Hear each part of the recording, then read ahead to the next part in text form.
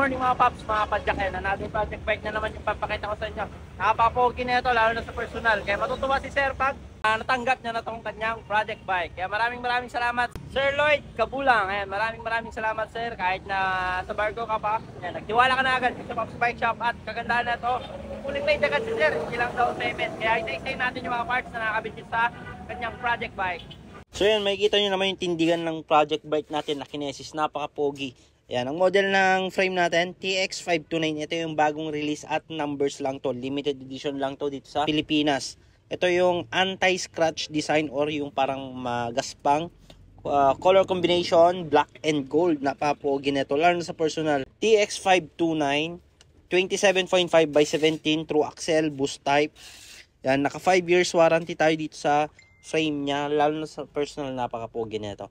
Dito naman tayo sa fork niya, ginamitan natin ng RockShox Judy. Ito yung top of the line or pinakamataas na Judy na variant. Naka-tapered through axle, boost type. Ayan, 120 travel all alloy. Naka-remote lock out. Ito yung version na all black. Tapos dito naman tayo sa gulong natin, ginamitan natin ng Maxxis Minion DHF 3C Maxxtera Exo tubeless ready. Folding tire tong kinabit natin, bumagay sa ating project bike. Ginamitan din natin ng Pops Pro rim. Ito yung latest natin, yung all black Pops Pro spoke, at saka syempre yung hubs natin Pops Pro front and rear na rotor, parehas yan 180. Dito naman tayo sa may bandang handlebar nya, Mountain Peak Eagle CNC stem, Pops Pro handle grip, Shimano Jore M4100. At syempre ito yung pinakamaganda sa Kinesis na build natin. Wala na siya yung mga butas dyan sa top tube tsaka lower tube, na sa may bandang headset na siya.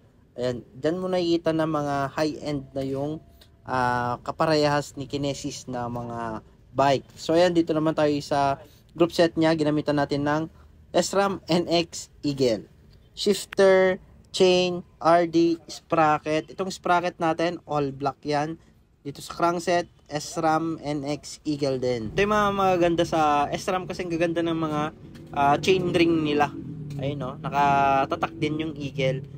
Weapon sealed bearing pedal, napaka-smooth ng play nito. Dito naman tayo sa may bandang upuan niya. Syempre ginamitan natin ng Pops Pro 2 saddle. Napakaganda niyan, napakasarap upuan.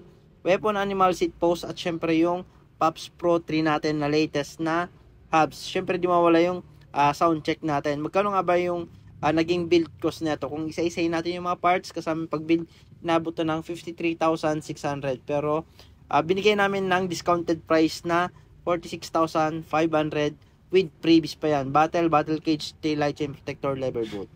At kung gusto niyo naman magpa-build, visit lang kayo sa shop natin, Pops Bike Shop, at mag-message kayo sa mga online shop namin na Pops Bike Shop. Thank you.